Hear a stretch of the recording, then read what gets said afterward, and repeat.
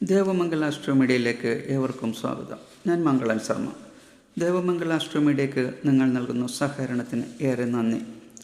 സ്ത്രീകൾ മേടം മുതൽ മീനം വരെയുള്ള 12 രാശികളിൽ ഓരോ കൂറിലും ജനിച്ചാലുള്ള പൊതുവായ ഫലത്തെക്കുറിച്ചാണ് പറയുന്നത്.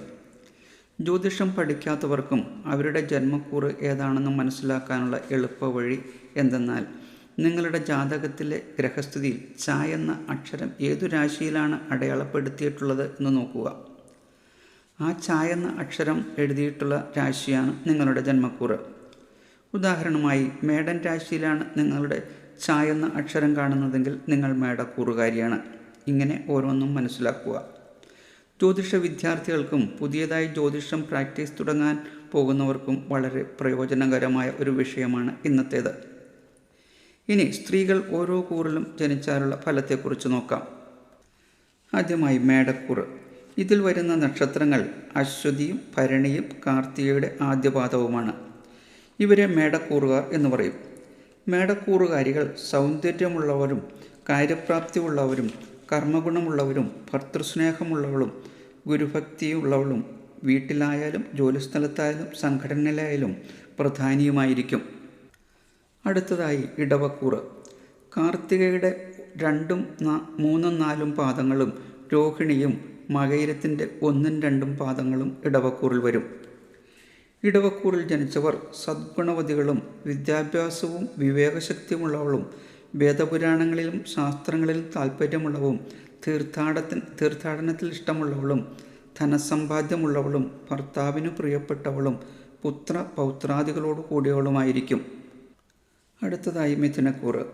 മകയിര നക്ഷത്രത്തിൻ്റെ 3, 4 പാദങ്ങളും തിരുവാതിരയും പുണർന്ന നക്ഷത്രത്തിൻ്റെ 1, 2, 3 പാദങ്ങളും മിഥുനക്കൂറിൽ വരും. മിഥുനക്കൂറിൽ ജനിച്ചാൽ വിനയവും വിദ്യയും രൂപഗുണമുള്ളവളും പലതരം സമ്പത്തും കാര്യപ്രാപ്തിയുമുള്ളവളും പരോപകാരശീലമുള്ളവളും കണ്ണുകൾക്ക് പ്രത്യേകമായ ഭംഗിയുള്ളവളുമായിരിക്കും. അടുത്തതായി കർക്കിടകക്കൂറ്. പുണർദത്തിൻ്റെ 4 പാദവും പൂയവും ആയില്യവും കർക്കിടകക്കൂറിൽ വരും. കർക്കിടകക്കൂറുകാരികൾ സ്വന്തം കുടുംബത്തിൽ പ്രധാനിയും അവൾ അഭിമാനമുള്ളവളും ബന്ധുക്കളാൽ ആദരിക്കപ്പെടുന്നവളും ശത്രുക്കളെ അമർച്ച ചെയ്യുന്നവളും സജ്ജനങ്ങളിൽ ആദരവുള്ളവളും അംഗീകാരം നേടുന്നവളുമായിരിക്കും. അടുത്തതായി ചിങ്ങക്കൂറ്. മകൻ നക്ഷത്രവും പൂരം നക്ഷത്രവും ഉത്ര നക്ഷത്രത്തിൻ്റെ 1 പാദവും ചിങ്ങക്കൂറിൽ വരും. ചിങ്ങക്കൂറിൽ ജനിച്ചവൾ ജനമുഖിയായും ശൂരത്വമുള്ളവളും സ്വാത്വികമല്ലാത്ത ആഹാരങ്ങളിൽ താൽപ്പര്യമുള്ളവളും വിശേഷപ്പെട്ട വസ്ത്രങ്ങളും ആഭരണങ്ങളും ധരിക്കുന്നവളും ഉദാരശീലയും രൂപസൗഭാഗ്യമുള്ളവളുമായിരിക്കും. അടുത്തതായി കന്നിക്കൂറ്. ഉത്ര നക്ഷത്രത്തിൻ്റെ 2, 3, 4 പാദങ്ങളും അത്തം നക്ഷത്രവും ചിത്തിര നക്ഷത്രത്തിൻ്റെ 1, 2 പാദങ്ങളും കന്നിക്കൂറിൽ വരും. കന്നിക്കൂറിൽ ജനിച്ചാൽ ധനവും വാഹനസമ്പത്തും ഭർത്താവിനെ അനുസരിച്ച് ജീവിക്കുന്നവളും ശത്രുക്കളെ ജയിക്കുന്നവളും ക്ഷമാശീലമുള്ളവളും വൃത്തിബോധമുള്ളവളുമായിരിക്കും. അടുത്തത് തുലാക്കൂറ്. ചിത്തിര നക്ഷത്രത്തിൻ്റെ 3, 4 പാദങ്ങളും ചോതി വിശാഖം നക്ഷത്രത്തിൻ്റെ 1, 2, 3 പാദങ്ങളും തുലാക്കൂറിൽ വരും. തുലാക്കൂറിൽ ജനിച്ചവൾ ബന്ധുബലമില്ലാത്തവളും വ്രതാനുഷ്ഠാനങ്ങളിൽ താൽപ്പര്യമുള്ളവളും പതിവ്രതയും സുന്ദരിയും സന്താനവതിയും അഹങ്കാരമോ ദുരാഗ്രഹമോ ഇല്ലാത്തവളും ആയിരിക്കും. അടുത്തതായി വൃശ്ചികക്കൂറ്. വിശാഖം 4 പാദവും അനിഴവും തൃക്കേട്ടനാളും വൃശ്ചികക്കൂറിൽ വരും. വൃശ്ചികക്കൂറിൽ ജനിച്ചവൾ പാപം ചെയ്യാൻ വാസനയുള്ളവളും സ്ഥിര സ്വഭാവമുള്ളവളും കാര്യപ്രാപ്തിയുള്ളവളും ഗുരുകാരണവന്മാർക്ക് പ്രിയപ്പെട്ടവളും നിയമങ്ങൾ അംഗീകരിച്ചു ജീവിക്കുന്നവളും സമ്പത്തുള്ളവളും ഗർവില്ലാത്തവളുമായിരിക്കും.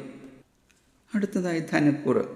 മൂലം നക്ഷത്രവും പൂരാടം നക്ഷത്രവും ഉത്രാട നക്ഷത്രത്തിൻ്റെ 1 പാദവും ധനുക്കൂറിൽ വരും.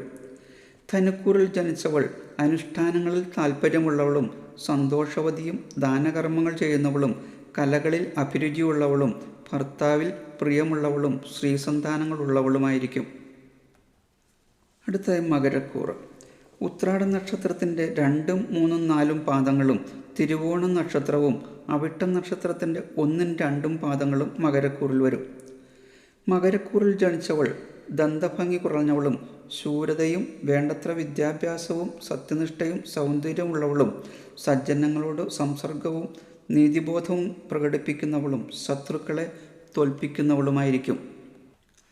അടുത്തതായി കുംഭക്കൂറ്. അവിട്ടം നക്ഷത്രത്തിൻ്റെ 1ഉം 2ഉം പാദങ്ങളും ചതയവും പൂരുട്ടാതി നക്ഷത്രത്തിൻ്റെ 1ഉം 2ഉം 3ഉം പാദങ്ങളും കുംഭക്കൂറിൽ വരും. കുംഭക്കൂറിൽ ജനിച്ചാൽ ആകർഷകമായ മുഖവും ദാനശീലവും സദ്കാര്യങ്ങളിൽ ശ്രദ്ധയും അഭിമാനവും കീർത്തിയും അവൾക്ക് നല്ല സന്താനങ്ങളും സമ്പത്തും കൈവരും. അടുത്തതായി മീനക്കൂറ്. പൂരുരുട്ടാതി 4ആം പാദം, ഉത്രട്ടാതി, രേവതി എന്നീ നക്ഷത്രങ്ങൾ മീനക്കൂറിൽ വരും.